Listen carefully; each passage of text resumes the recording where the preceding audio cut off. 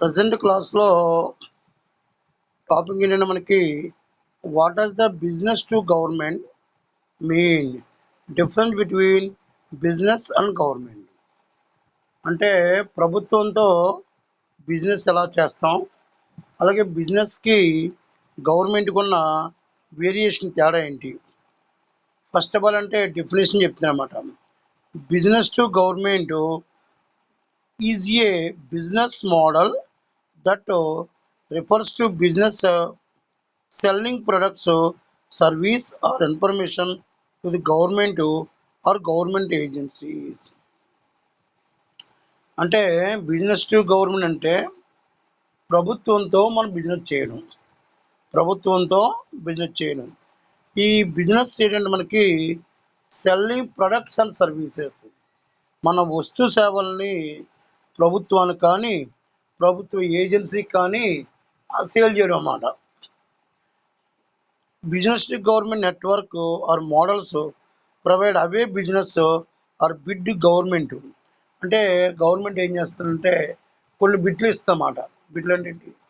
ఈ సర్వీస్ ఇవ్వడానికి ఇంత ఇస్తాం, ఈ సర్వీసు మాకు ఇవ్వడానికి ఇన్ని వస్తువులు మాకు అప్పచెప్పడానికి ఇంత అమౌంట్ పే చేస్తామని బిడ్ల రూపంలో, అంటే ఆక్షన్ రూపంలో మనకు బిడ్లు ఇస్తామన్నమాట. Business to government activities are increasing being conducted that internet through the real time bidding. అంటే ఈ బిడ్లు కేటాయించడం, తర్వాత టెండర్ ప్రక్రియ చేయడం, ఇవన్నీ కూడా మన గవర్నమెంట్ దేంతో నెట్ ద్వారా చేస్తుందన్నమాట. రియల్ టైమ్ బిడ్డింగ్ ద్వారా కానీ ఇంటర్నెట్ ద్వారా కానీ చేస్తుంది. This can encompass public sector organisations that propose to bids. ఇలా బిడ్లు అంటే ఏంటి? మన కాంట్రాక్ట్ టెండర్స్ చేయడం అన్నమాట. ఇలా టెండర్స్ అన్నీ కూడా గవర్నమెంట్ సెక్టర్లో జరుగుతాయి అన్నమాట. B2G activities are increasing being conducted internet through real time ద్వారా కానీ నెట్ ద్వారా కానీ జరుగుతుంటాయి. B2G also refer to public sector marketing. అంటే బిజినెస్ టు గవర్నమెంట్లో ఇంకేంటి, పబ్లిక్ సెక్టర్ మార్కెటింగ్ కూడా ఉంటుంది అన్నమాట. అంటే మార్కెటింగ్ చేయడానికి పబ్లిక్ సెక్టర్ కూడా మనకి మార్కెటింగ్ చేస్తామన్నమాట. Private business seen as highly efficient.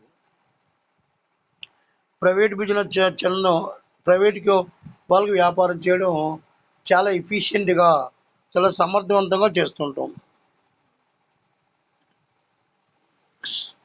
Many wonder why government can't function like that public administration has some limitations at the same time. అంటే ఏంటి? పబ్లిక్ అడ్మినిస్ట్రేషన్లో అంటే పబ్లిక్ చేసే దాంట్లో కొన్ని లిమిటేషన్స్, అంటే కొన్ని మైనస్ పాయింట్స్ కొన్ని ఉన్నాయి. Its structure is not same as private business. There actual huge amount of differences between government and business. అంటే గవర్నమెంట్ బిజినెస్ చేయడం, ప్రైవేట్ బిజినెస్ చేయడం అనేది చాలా కొంచెం కాంప్లికేటెడ్గా ఉంటుంది అన్నమాట. అంటే గవర్నమెంట్కి బిజినెస్కి అనేక రకమైన వేరియేషన్స్ ఉన్నాయన్నమాట, అంటే తేడాలు ఉన్నాయి. First, in business owners have the freedom to select any organisation structure they deem appropriate better efficiency. అంటే ప్రైవేట్ బిజినెస్ చేయాలంటే అందరూ ఓనర్ ఏం చెప్తారంటే మనకి మ్యాక్సిమం ఎఫిషియన్సీ రావాలంటే నువ్వు ఏ మార్గాన్ని ఎన్నుకున్నా నీ ఇష్టం.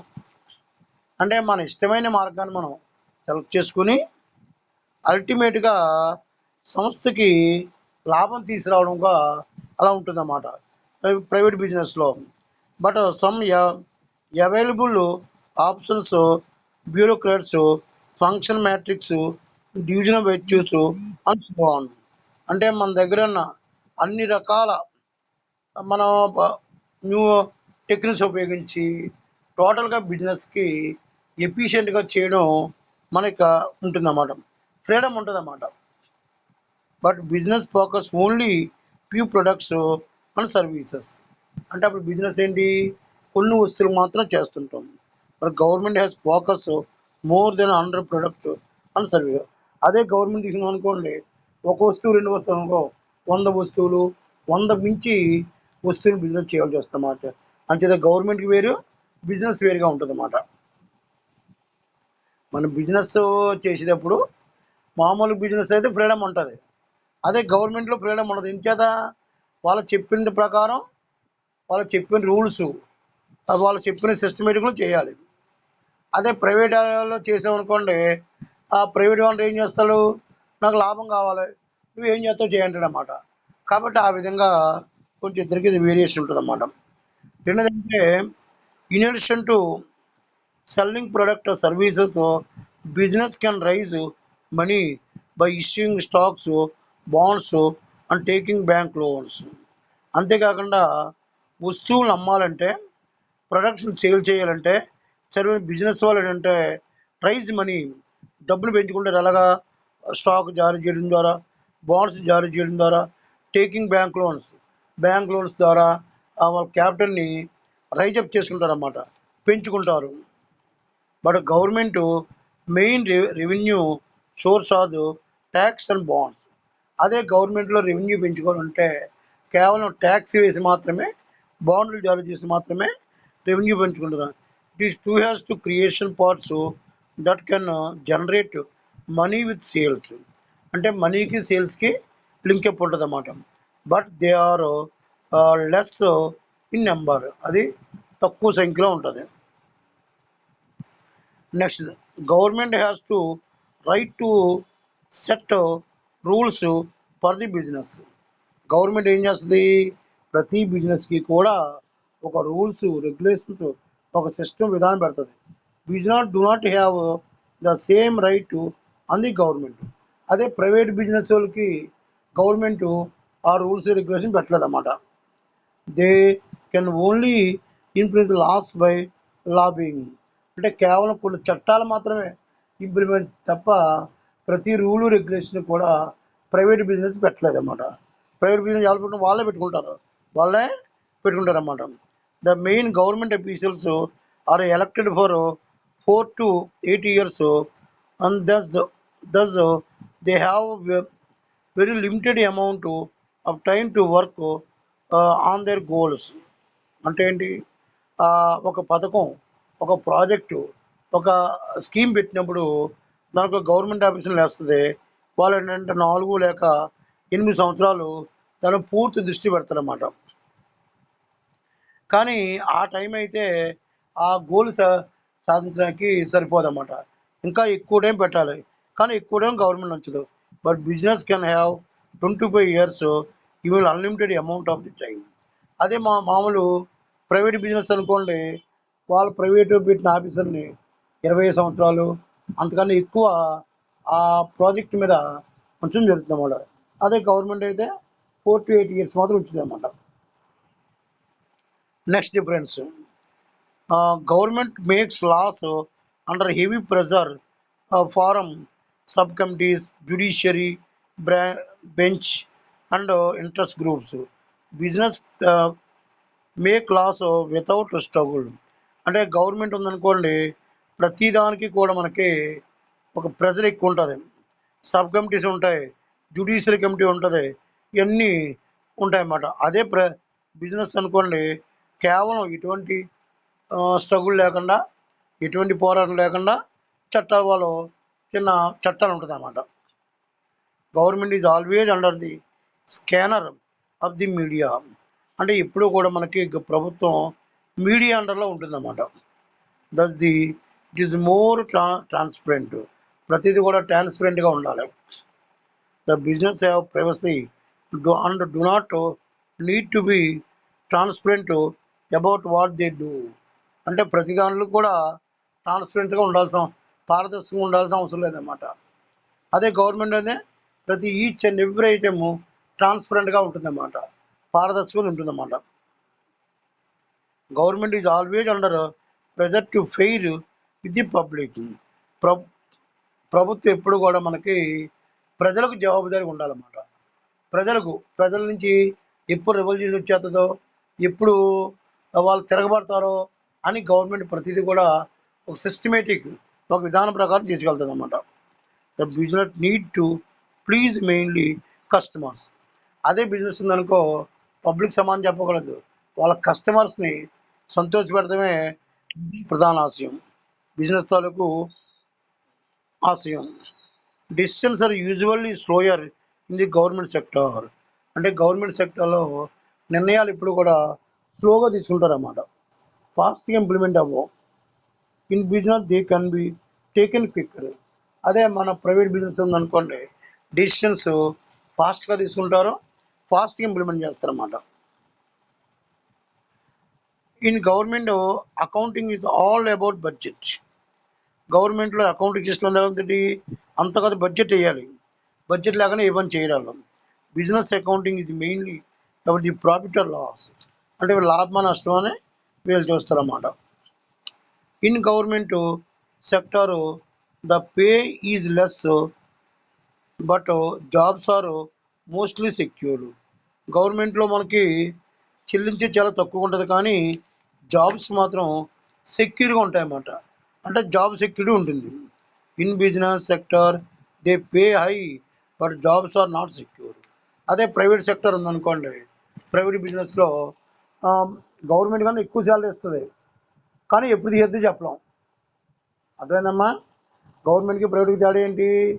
గవర్నమెంట్లో ఇచ్చే శాలరీ తక్కువ ఉంటుంది, కానీ job security life long job ఉంటుంది అనే గ్యారంటీ గవర్నమెంట్ ఉంటుంది. But in a private sector తీసుకుంటే, అదే ప్రైవేట్ బిజినెస్ తీసుకున్నాం అనుకోండి, శాలరీస్ వాడుకన్నా గవర్నమెంట్ కన్నా వీళ్ళు ఎక్కువ ఇస్తారు, కానీ మేము తప్పు చేసాం అనుకోండి వెంటనే బయటికి పంపించేస్తారు వీళ్ళు. అదేనా? ఇది గవర్నమెంట్కి ప్రైవేట్కి. Despite of the having limited funds for most programmes waste in the government sector common. అంటే ఏంటి, అనేక ఫండ్స్ ఉన్నప్పటికీ కూడా కొన్ని ఫండ్స్ అనుకోకుండానే వేస్ట్ అవుతుంటాయి అన్నమాట. For business every dollar is valuable.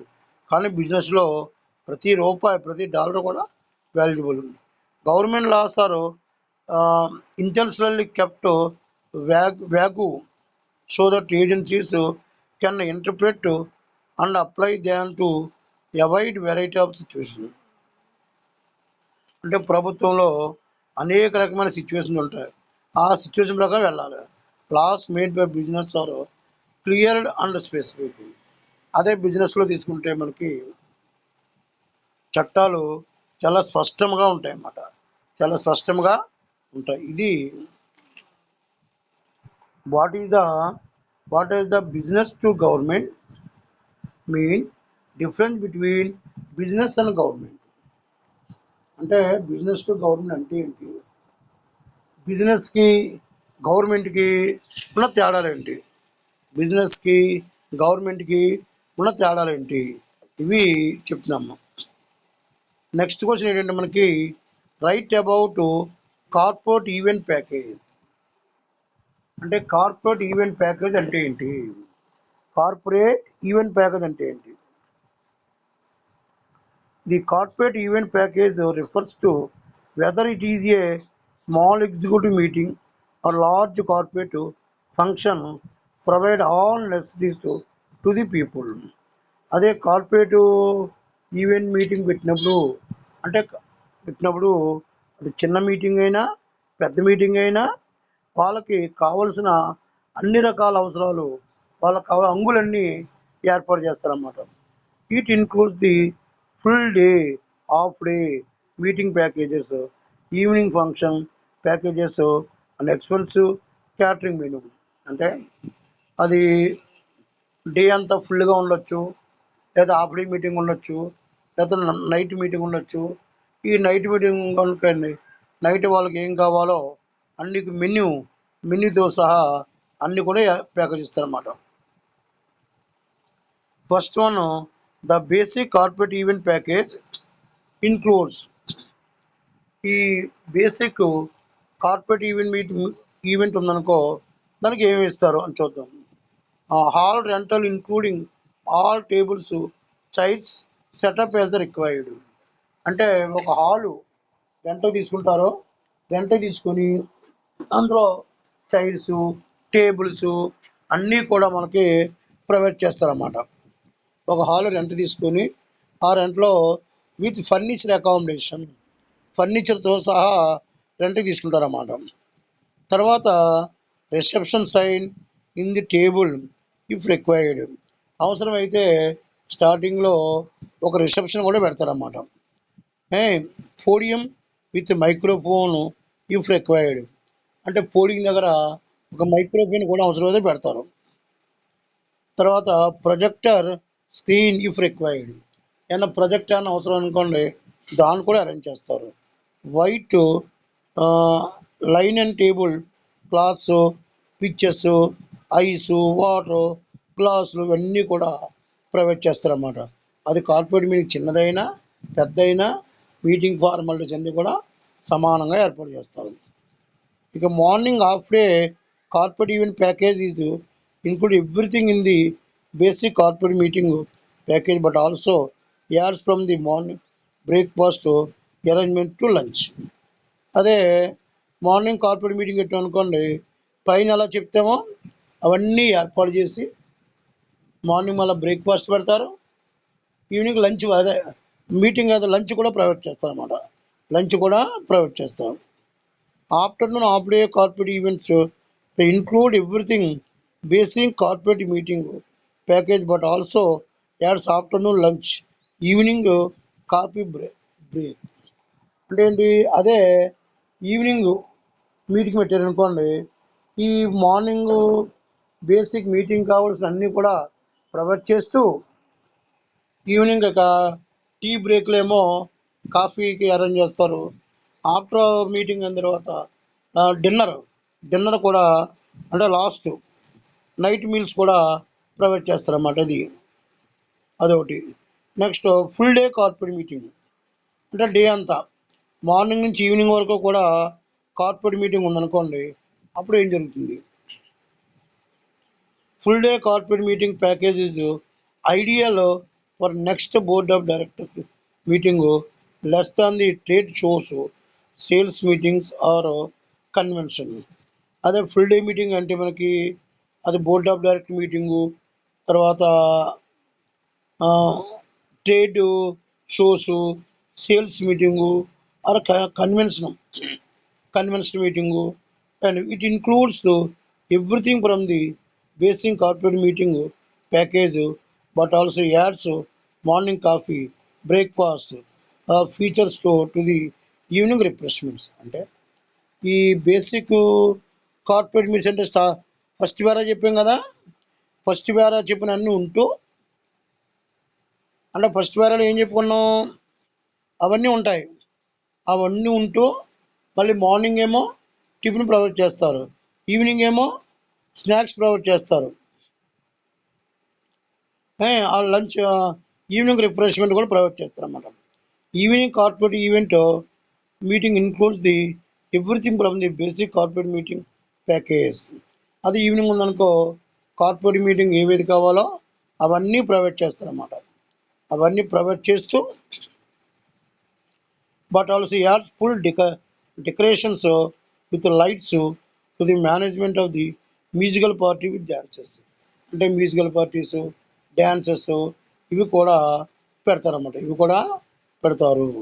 Next finally the corporate event package include all package from meeting packages, business lunch, dinner, beverage, breakfast, tea, coffee, breaks, lunch, dinner menu, working lunches, etc. It is also include the information for rooms, charges, equipment, higher charges, miscellaneous function. These are tables. Okay.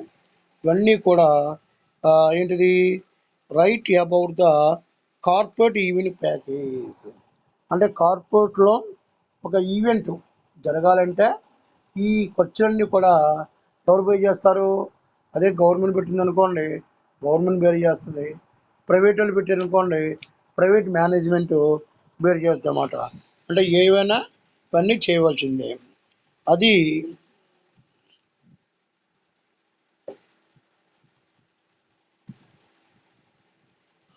ఈ reject కదా. Okay అమ్మా, ఇప్పుడు మనం 2 క్వశ్చన్లు explain చేస్తాం. First question ఏంటి? First question ఏంటి? What does business to government mean? Difference between business and government అంటే బిజినెస్కి గవర్నమెంట్కి తేడా ఏంటి? అదొకటి ఎక్స్ప్లెయిన్ చేస్తాం. రెండో క్వశ్చన్ ఏంటి? Right about the corporate event packages. Corporate event package అంటే ఏంటి?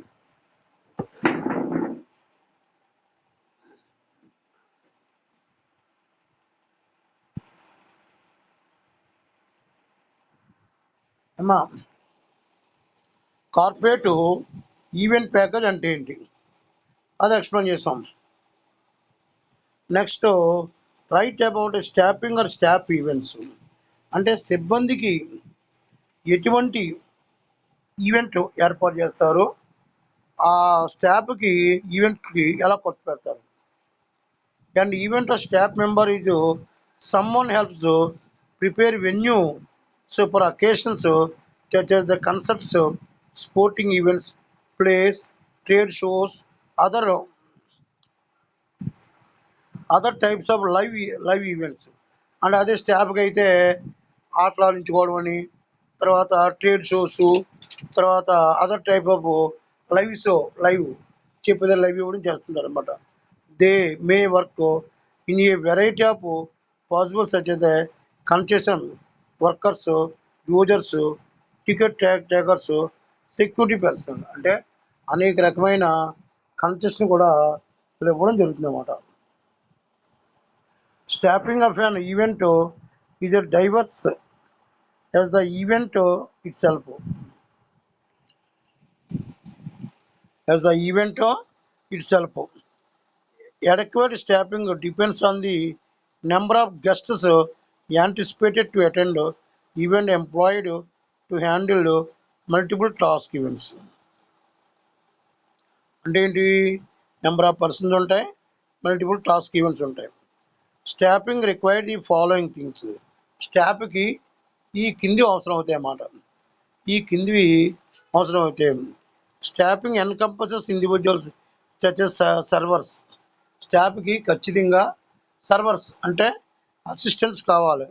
Code checkers, drivers, special need assistants, valet parking attendants, customer information agents, ticket takers, ticket ఇవన్నీ కూడా స్టాఫింగ్ అవసరం. ఇంకోటి ఏంటంటే మనకి staffing may also attend the details of the directing the influx guests.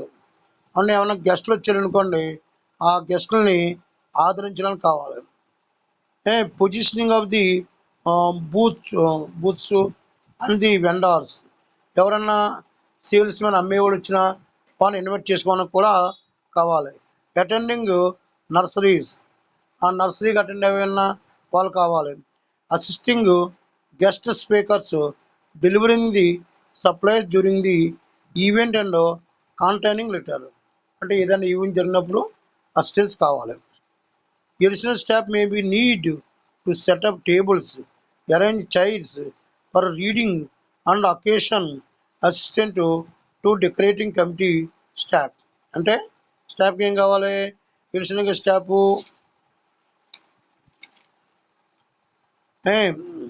Additional staff ఏం కావాలంటే మనకి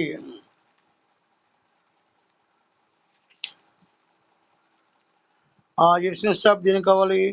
మేము నీడ్ సెటప్ టేబుల్స్ అంటే టేబుల్స్ సెట్ చేయడానికి, చైర్స్ అరేంజ్ చేయడానికి, తర్వాత రీడింగ్ రూమ్ అరేంజ్ చేయడానికి, అకేషన్ అరేంజ్ చేయడానికి, డెకరేటింగ్ ద కమిటీ అంటే ఆ మీటింగ్ హాల్ అరేంజ్ చేయడానికి కావాల్సి వస్తుందన్నమాట.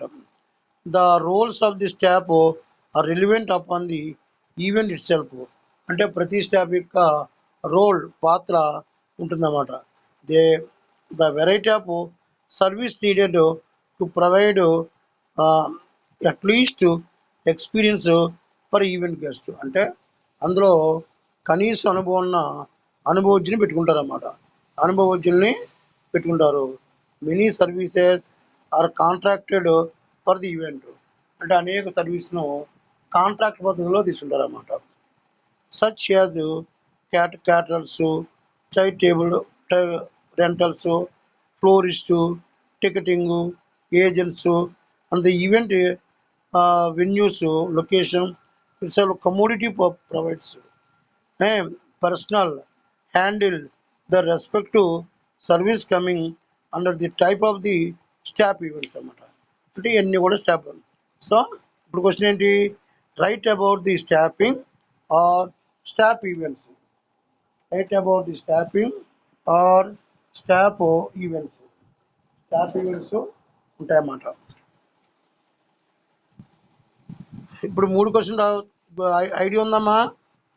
ఫస్ట్ క్వశ్చన్ ఐడియా ఉందా? ఫస్ట్ క్వశ్చన్ ఏంటి? హలో, ఫస్ట్ క్వశ్చన్ ఏంటి? హలో, బిజినెస్కి గవర్నమెంట్కి ఉన్న వేరియేషన్ ఏంటి? సెకండ్ క్వశ్చన్ ఏంటి? Right about the corporate event packages.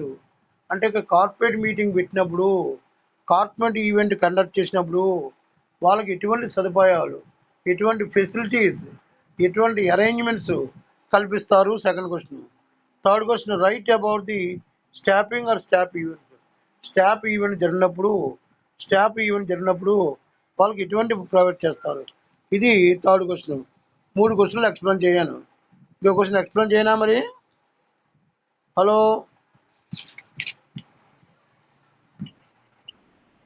చాలా అయితే మరి ఇంకా ఏమన్నా కొంచెం పాత ఒకసారి చూసుకుందాం. ఇది మనకి కార్పొరేట్ ఈవినింగ్ ఫంక్షన్ ఉంది కదమ్మా, అది ఏమేమి బేసిక్ కార్పొరేట్ ఈవెంట్ ప్యాకేజ్లో బేసిక్ కార్పొరేట్ ఈవెంట్ ప్యాకేజ్ అని చెప్పండి నాకు. Hall rent including tables and chairs. అంటే ఫస్ట్ ఒక హాల్ని మనం వాళ్ళు మేనేజ్మెంట్లో ఏం చేస్తారంటే రెంటెడ్ తీసుకుంటారు అన్నమాట.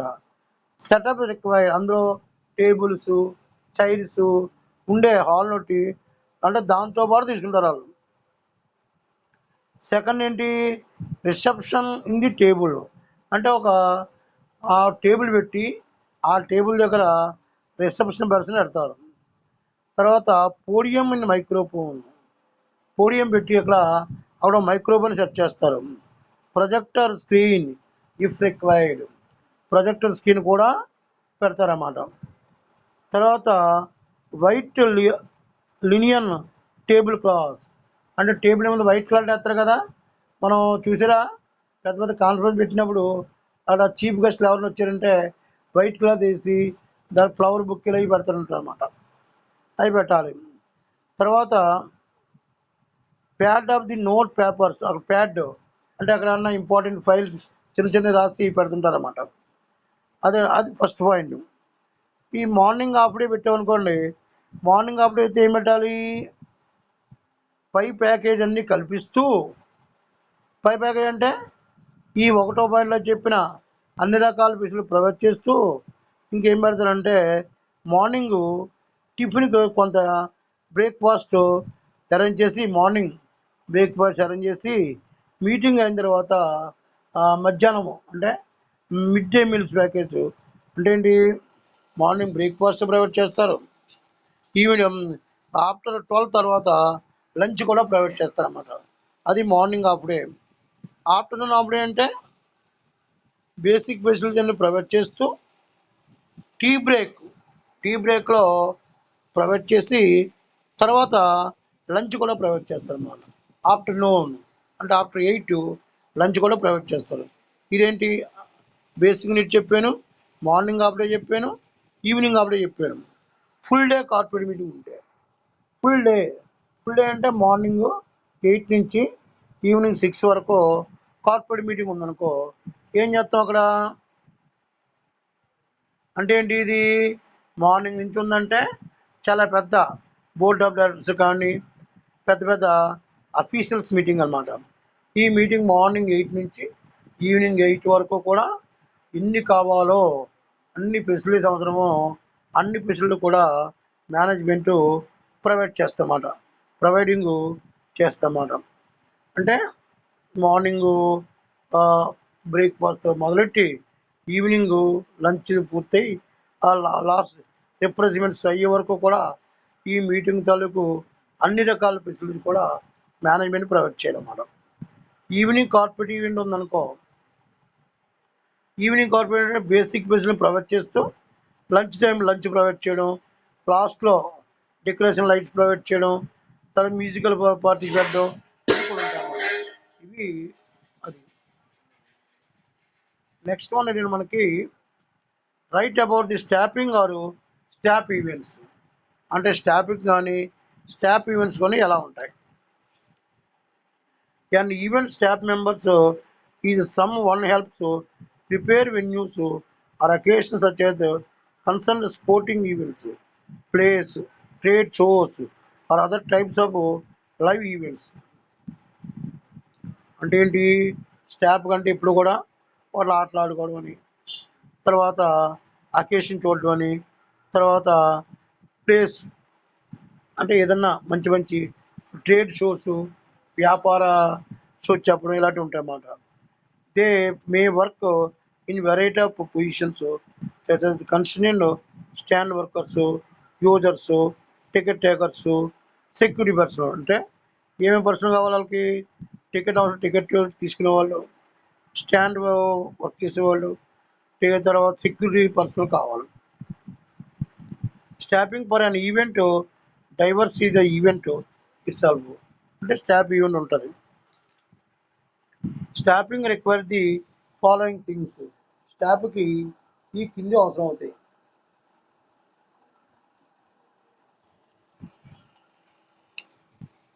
అవేంటంటే మనకి staffing encompasses individuals such as the servers, coat checkers, drivers, special need assistants, valet parking attendants, customer information agents, ticket takers. అంటే స్టాఫ్ ఫంక్షన్లో ఈ కింది వారు అవసరం ఉంటారన్నమాట.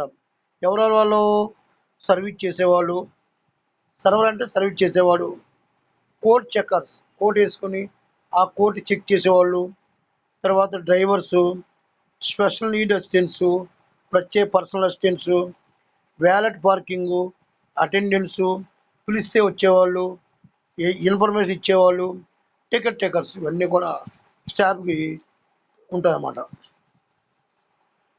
Staffing may also attend the details of directing influx guests, positioning boots and vendors. అంటే ఎవరైనా vendor వచ్చినా, ఎవరైనా కొత్త వచ్చినా వాళ్ళకి సర్వీస్ చేసేలాగా స్టాఫ్ ఫంక్షన్ ఉండాలి. Attending nurses, assistants, guest speakers. అంటే గెస్ట్ అంటే టెంపరీగా మాట్లాడేవాళ్ళు, delivering supplies during the event and containing letter అవన్నీ కూడా ఉండాలి. ఇక additional staff may be needed to set up tables, arrange chairs for reading and occasion assistant decorating committee staff. అంటే additional staff కూడా కావాలి. అంటే టేబుల్స్ అరేంజ్ చేయడానికి, తర్వాత చైర్స్ అరేంజ్ చేయడానికి, రీడింగ్ బుక్స్ అన్ని అదే రీడింగ్ చేయడానికి, అకేషను అకేషను సక్సెస్ఫుల్గా చేయడానికి, సక్సెస్ఫుల్ చేయడానికి, డెకరేటింగ్ కమిటీ స్టాఫ్. అంటే ఆ స్టాఫ్ ఉన్న కమిటీ మీటింగ్ హాల్ని డెకరేట్ చేయడానికి కూడా కొంత స్టాఫ్ అవసరం. The roles of staff are relevant upon the event itself and the variety of సర్వీసెస్ని needed to provide at least experience and event guest. అంటే ఈవెంట్ గెస్ట్లో ఇవన్నీ కూడా కావాల్సి ఉంటుంది అన్నమాట. ఓకేనా. Many servers contrast to the event. అంటే ప్రతి సర్వీస్ కూడా ఈవెంట్తో సంబంధం. Such as caterers, chairs tables, renters, ఫ్లవరిస్టులు, టికెట్ టేకర్స్ ఇవందరూ కూడా కావాలి. ఇది దీనికి సంబంధించిన. ఇక ఏవైతే డౌట్స్ ఉన్నాయో డౌట్స్ అడగనమ్మా. ఒక 5 minutes డౌట్స్ అడిగితే మనం అప్పుడు లెఫ్ట్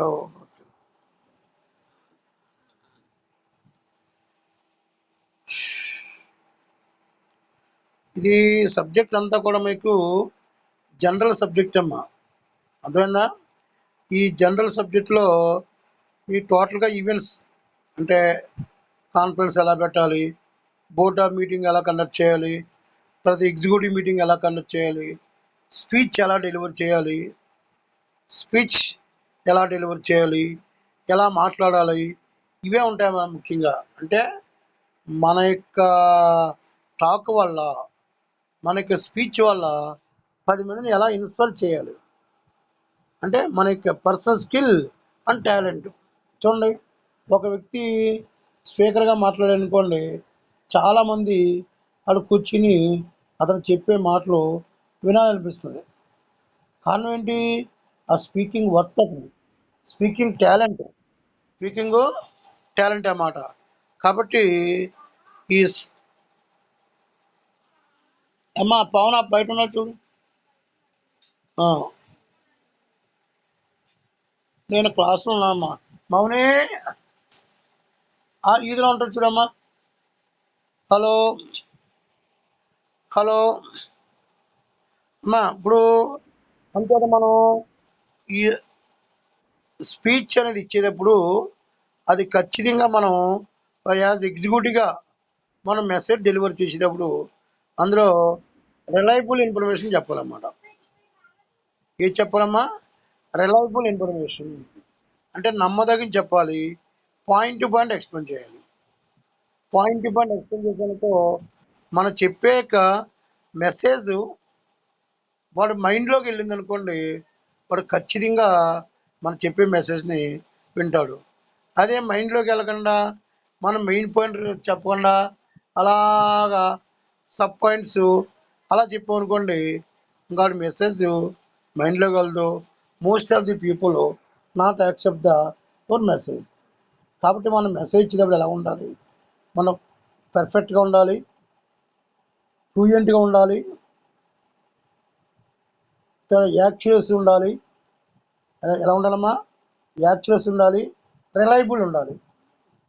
అంటే మనం చెప్పే మెసేజు ఇది వాస్తవం, ఇది కరెక్టు, ఇది వాస్తవమే అనేక ఎప్పుడైతే మనకి ఒక కాన్ఫిడెన్స్ ఆ ఆడియన్స్ వచ్చిందో, ఖచ్చితంగా మన మీటింగ్ అయ్యే వరకు కూడా ఏ ఒక్కరు కూడా అక్కడ కదిలి వెళ్ళరు. అలాగ అందరిని గురించి ఎవ్వరూ కదలకుండా నువ్వు స్పీచ్ చెప్పగలిగావు అనుకోండి, యూఆర్ గ్రాండ్ సక్సెస్. నువ్వు సక్సెస్ చేసినట్టే. అర్థమైందా? అదే సపోజు నువ్వు డెలివరీ ఇస్తున్నావు. డెలివరీ ఇచ్చినప్పుడు అందులో మనకి కంగారు ముందు మాట, వెనకాల మాట, అలాగా అంటే యాక్చురస్ లేదు.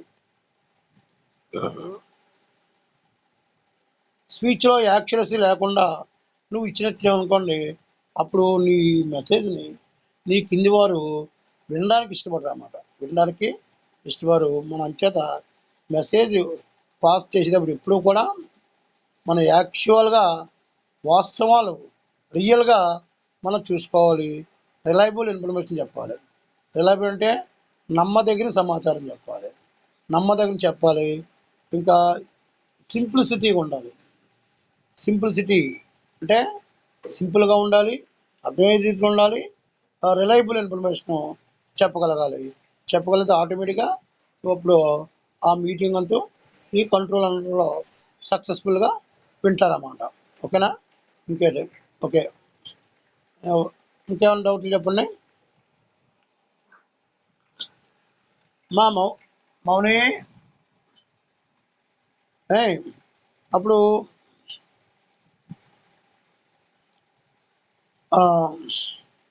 మళ్ళీ మనకి ఎప్పుడుందమ్మా? మనకి శనివారం ఉందా? శనివారం ఉందా మళ్ళీని? హలో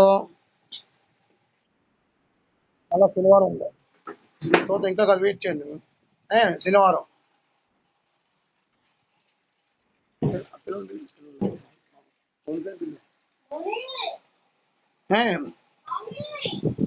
అప్పుడు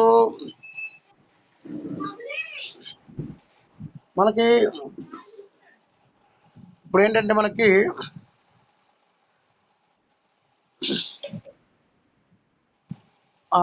ఓకే అమ్మా, క్వశ్చన్స్ అన్నీ నోట్ చేస్తున్నారు కదా? క్వశ్చన్ నోట్ చేయట్లేదా ఇంకా? క్వశ్చన్స్ అన్నీ కూడా నోట్.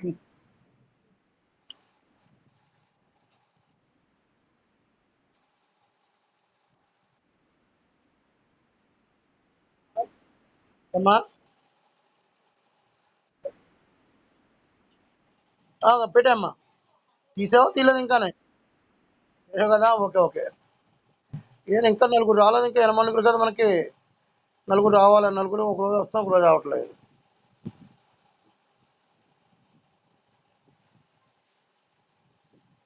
వస్తుందా? అయిపో. హలో.